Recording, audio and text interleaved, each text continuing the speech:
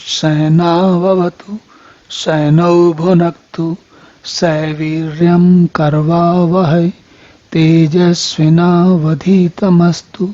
मा विद्विषावहै। ओम शांति शांति शांति। हरि ओम। तो भगवान अर्जुन के प्रश्न के उत्तर में भगवान कहते हैं, त्रिविधा भवति श्रद्धा देहिनां सा स्वभावजा सात्विकी राजसी च एव तामसी च इति ताम शृणु।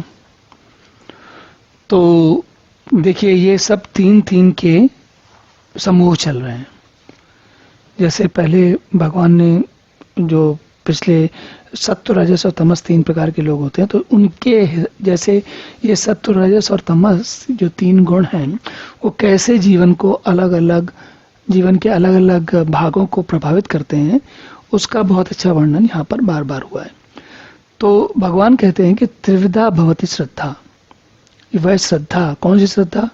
जो कि संस्कारों से रहित लेकिन केवल स्वभाव से उत्पन्न है। मतलब संस्कार जो होते हैं, शास्त्रीय संस्कार, वो होते हैं जो कि एक दूसरे को सिखाए जाते हैं, व्यक्ति अपने जीवन में परिमार्जित करता है। जैसे व्यक्ति, मान लीजिए कि कोई व्यक्ति जन्म से दैवी या आसुरी संपदा के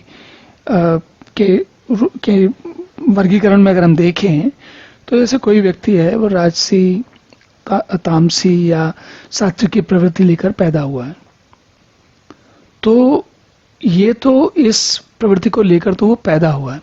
लेकिन मनुष्य का जीवन ऐसा नहीं है कि केवल प्रारब्ध पर आधारित है। मतलब ऐसा होता है कि जब हम लोग प्रारब्ध की, भाग्य की, पिछले जन्मों के कर्मों की बात करते हैं, तो ऐसा लगने लगता है कि जीवन के सारे कार्यक्रम, सब कुछ निश्चित है। कभी कभी ऐसा भी भ्रम हो सकता है कि हमें लगे कि जो सात्विक की प्रवृत्ति का है, तो अब वो इस जीवन में हमेशा और आगे भी हमेशा सात्विक की प्रवृत्ति का रहेगा, या फिर जो तामसी प्रवृत्ति का है वो हमेशा तामसी रहेगा, जो राजसी है वो हमेशा राजसी रहेगा। यदि ऐसा होता तो सृष्टि के आरंभ में जिसको जो गुण मिल गया, हमेशा वही चलता रहता। परिवर्तन का तो कोई ऐसी कोई स्थिति नहीं थी कि जब परिवर्तन होता है, सुधरता है व्यक्ति।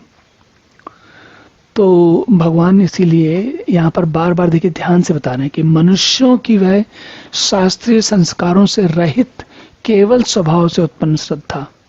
अब ये जो केवल स्वभाव से उत्पन्न श्रद्धा है, वो है जो हमको पिछले जन्मों के कर्मों के फलस्वरूप इस जन्म में दैवी या आसुरी संपदा के या उन दोनों के मिश्रण के रूप में मिली है। लेकिन यदि शास्त्रीय संस्कारों का उपयोग करे व्यक्ति, जैसे कि हमें होता है ना कि बचपन में जब बच्चा पैदा होता है तो उसको कुछ नहीं आता था, लेकिन जीवन में उसको जब अच्छी चीज़ें सिखाई जाती हैं तो बहुत कुछ सीख जाता है।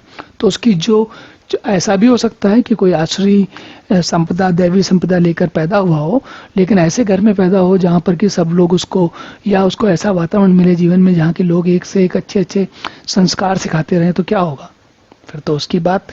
तो भगवान यहाँ पर ये याद दिला रहे हैं कि ये जो जैसे आप पैदा हुए उनकी बात हो रही है, लेकिन परिवर्तन का, अपने आप को सुधारने का, अपना परिमार्जन करने का, अपनी स्थिति को अच्छा करने का सामर्थ्य और अधिकार दोनों मनुष्य को हैं।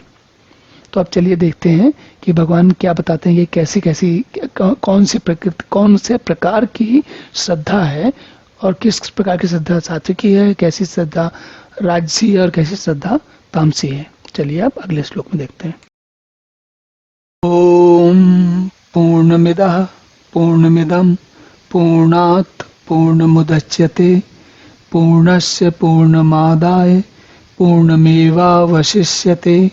ओम शांति शांति शांति।